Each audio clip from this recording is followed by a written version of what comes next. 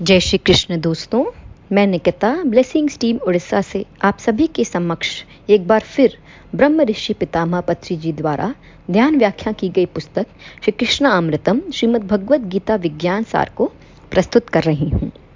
श्रीमद् भगवद गीता के 13वें अध्याय के पहले श्लोक में श्री कृष्ण जी कह रहे हैं अर्जुन से, हे कुंती पुत्र, क्षेत्र यज्ञ के बारे में जानने वाले इस शरीर को क्षेत्र और इससे व्यवहार करने वाले को क्षेत्र यज्ञ कहते हैं। यहाँ क्षेत्र का अर्थ है शरीर।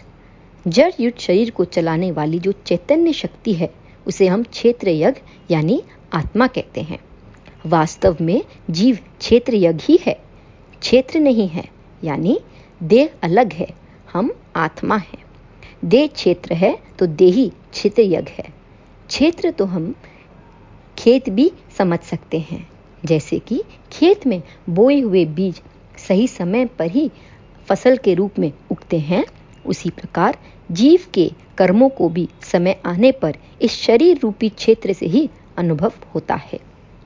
शरीर उत्पत्ति नाश का योग ही है, परंतु क्षेत्र यज्ञ उत्पत्ति यानी रंग नाश दोनों से रहित नित्य होता है। क्षेत्र यज्ञ का ज्ञाता विवेकवान होता है। मतलब कि श्री कृष्ण का कहना है कि हमारा ये जो शरीर है वो क्षेत्र है। जैसे खेत में बोए हुए बीजों का उनके अनुरूप फल समय पर प्रकट होता है, वैसे ही हमारे शरीर में बोए हुए संस्कार भी बीज है जिनका फल समय पर प्रकट होता है। जो शरीर को क्षेत्र जानता है, ऐसे मनुष्य को हम ज्ञानी कहते हैं। आगे श्री वासुदेव कृष्ण का कहना है, हे अर्जुन, सारे शरीरों में रहने वाला क्षेत्र यज्ञ मैं यानी आत्मा ही हूँ। क्षेत्र यज्ञों के बारे में प्राप्त ज्ञान ही वास्तविक ज्ञान है।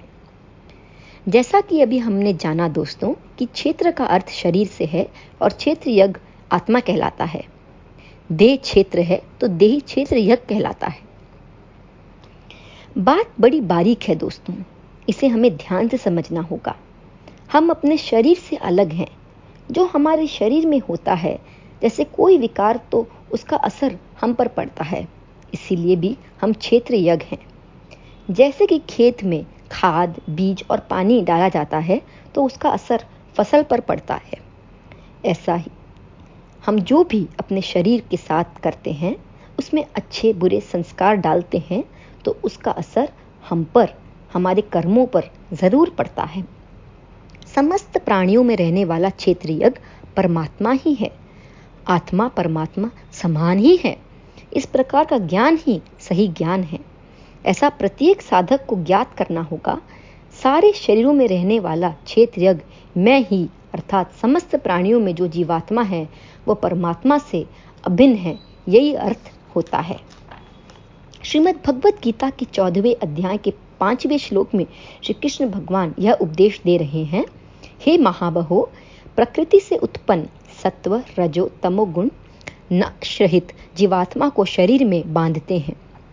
यहाँ हमें ऐसा समझना होगा दोस्तों कि चेतना, आत्मा जड़ प्रकृति से कैसे बंधती है, उसी के बारे में श्री कृष्ण इस श्लोक में बता रहे हैं।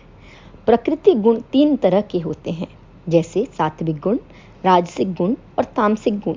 यह तीनों गुणों सारे फिजिकल बॉडी से ही उत्पन्न होती है।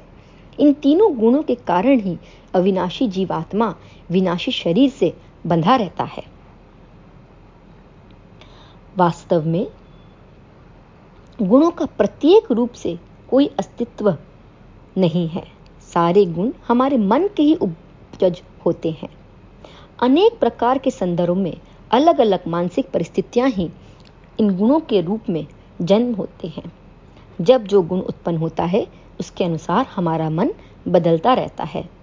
जीवात्मा वास्तव में गुणातीत होते हुए भी उन गुणों में लीन होकर सुख दुख द्वंद्वों को भोगता रहता है।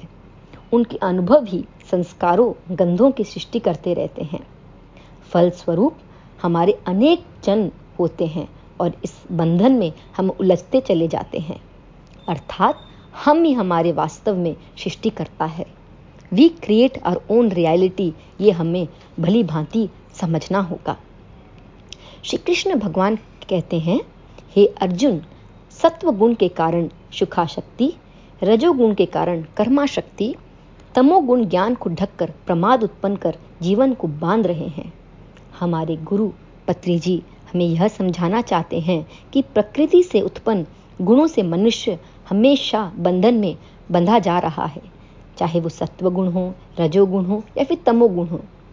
ये त्रिगुण ही हमें बांध रहे हैं। सत्व गुण मलिन रहित निर्मल होने के बावजूद भी, प्रकाशवान होने के बावजूद भी आत्मा को लौकिक यानी टेम्पररी सुख शांति प्रदान करता है। मैं सुख से हूं, मैं पंडित हूं, इस प्रकार का अहंकार, अभिमान जीवात्मा को थोड़े समय के लिए सुख तो देता है, लेकिन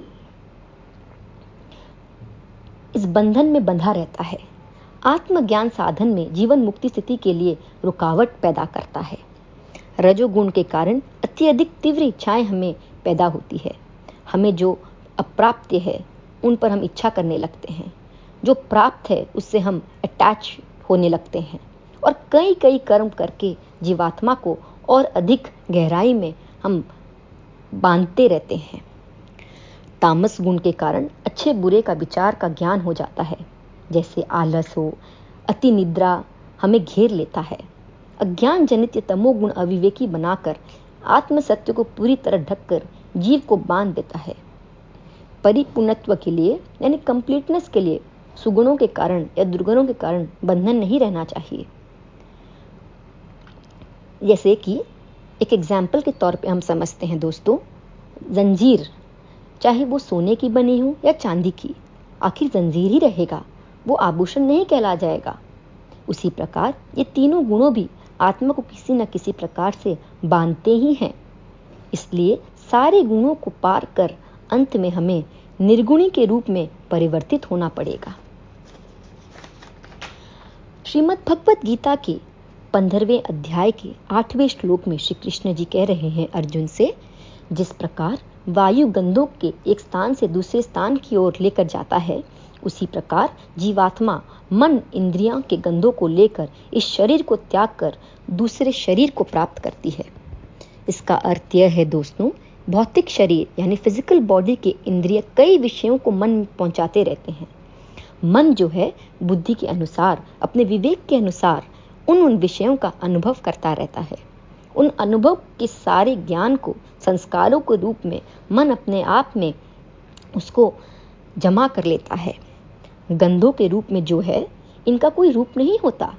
जीवात्मा एक शरीर को त्याग कर जाती है, मतलब मृत्यु के समय अपने आप में जो वासना इकट्ठित होती है उन्हें लेकर सूक्ष्म शरीर के रूप में स्थूल शरीर को त्याग कर चली जाती है।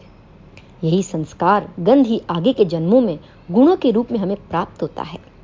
जीवात्मा जब तक अपने संस्कारों के गंधों के समान ही अन्य शरीर को प्राप्त करती रहती है, इस प्रकार अलग अलग प्रांतों में अलग अलग देह धारण करते हुए अलग अलग जन्म लेता है जीवात्मा।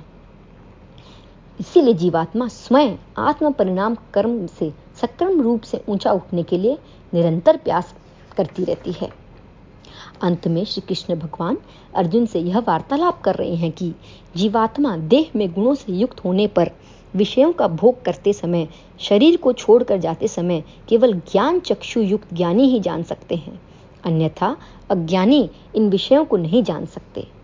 हमें यह समझना बहुत ज़रूरी है दोस्तों कि हमारा भौतिक शरीर यानी फिजिकल बॉडी में निवास करता हुआ जीवात्मा अपने पूर्व जन्मों के संस्कार के अनुसार ही गुणों से सम्मिलित होता है। वह ये इंद्रियां ग्रहण किए विषयों का अपने गुणों के अनुसार भोगता रहता है। मृत्यु के पास के समय अपने अंदर के संस्कारों को, गंधों को लेकर स्थूल शरीर को त्याग कर सूक्ष्म शरीर के रूप में चला जाता है, विश्राम स्थिति में होता है। उस प्रकार के गहरे रहस्य सत्यों को जीवात्मा इस शरीर में गुणों से युक्त होने पर अथवा विषयों का भोग करते समय या अंत में शरीर को त्यागते समय भी उन सत्य को अज्ञानी जरा सा भी जान नहीं सकते। केवल ज्ञान रूपी नेत्र होने वाले ज्ञानी ही जीवात्मा की स्थितियों का यथार्थ यानी उचित सत्य जैसा है वैसा ही ग्रहण कर सकते हैं। यह ज्ञान नेत्र दिव्य चक्षु जो हैं, हमें केवल और केवल ध्यान साधना द्वारा ही प्राप्त हो सकता है दोस्तों। तो हमें निरंतर ध्यान अभ्यास करना चाहिए ताकि हमें इस ज्ञान को अपने अंदर हम ले पाएं। धन्यवाद दोस्तों।